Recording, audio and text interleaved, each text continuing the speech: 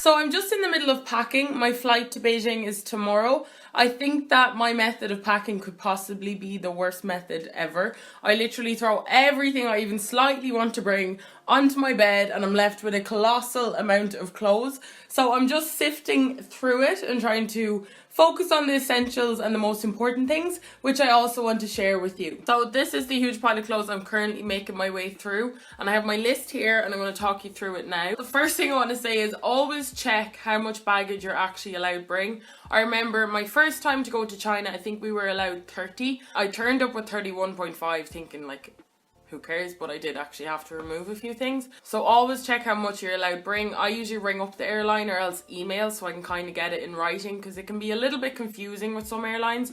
But usually you'd have about 23, 25 or 30 if you're lucky. But it's very important to know so that you're not stuck at the airport with too much. I'd also recommend asking your school on the general dress code for teaching. I'd presume that some schools are quite formal while some schools are quite casual, so it's definitely specific to your school and it'd be a good idea to ask them so you can prepare before you go. So obviously the type of clothes that you bring depends on the part of China that you're going to. So if you're going to the south, generally there's warm weather all year round, whereas if you're going to the likes of Beijing, it gets extremely hot in the summer and quite cold in the winter. So most of the bigger cities would have Zara, H&M, you might find a Stradivarius, Pull & Bear. There's actually a sneaky Topshop in Beijing somewhere that I still haven't found. So generally they do have most of the shops that your home country would have, but it's always good to bring over some of your favorite items and some items that are more specific to you. So for me, I'm 6 foot tall, so there is no hope I will find a pair of jeans that long in China. So if you're extremely tall, I would recommend bringing over your own pairs of jeans. Also, in terms of shoes, I'd say if you're anything above a size 7, you will struggle to find shoes in China. Generally, you can only really find a size 7 and below. Also, there is no fake tan in China. I stand corrected on this one, but I have searched high and low in Beijing for fake tan and it's just not a thing. And also the likes of makeup, they don't have a huge makeup range in China. Generally they're for whiter skin, or they have bleaching properties in them, or they're not really the brands that you're used to, so I always bring over enough makeup to last me the time that I'm there. They do have the likes of MAC and Sephora and stuff, but generally they can be quite expensive due to the fact that they're imported, so I would recommend bringing over your favourite ones just in case you can't find them. So generally almost all of the skincare products in China have bleaching properties.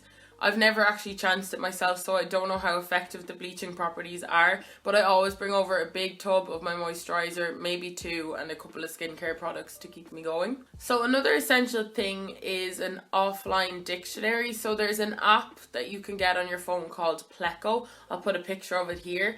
And it's just really handy. You don't need any Wi-Fi to use it. You just search the word and it shows it. It's really, really handy when you're in a situation that you can just show them what you're trying to say and they'll understand. Also, on the topic of phones, I'd recommend contacting your mobile provider to unlock your mobile phone before you go, so that you can get a Chinese SIM card straight away. There is a branch of ATMs in Beijing called ICBC, and that generally is the one that works best for me. I've never had any trouble with it.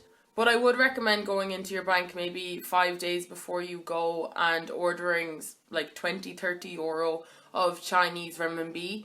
You could get a couple of hundred worth of Chinese renminbi just in case you're nervous about your card, but generally they always work in the ICBC ATMs. Also, I would inform your bank that you are travelling, because sometimes if somebody uses your card in a foreign country and you don't tell them that you're moving to China, they'll block your card and you're left with no access to your money. So just ring them up or else leave a note on your account. Generally you can do it online and just say that you're moving to China. So on mainland China you cannot access the likes of Facebook and Google and Instagram and stuff without a VPN. The VPN I use is called ExpressVPN and you do have to pay for it. You can pay for it monthly or you can just pay, I think it's like 80 euro for a year, I'm not sure. But there are a lot of free ones in the web store, in the app store. I just don't think they work as well, so I've always just bought the ExpressVPN, and you can use this on up to 5 devices as far as I know. So if you've got a laptop, iPad, phone, you can get all of them. Also, it's essential that you have Wechat before you arrive. This is like the Chinese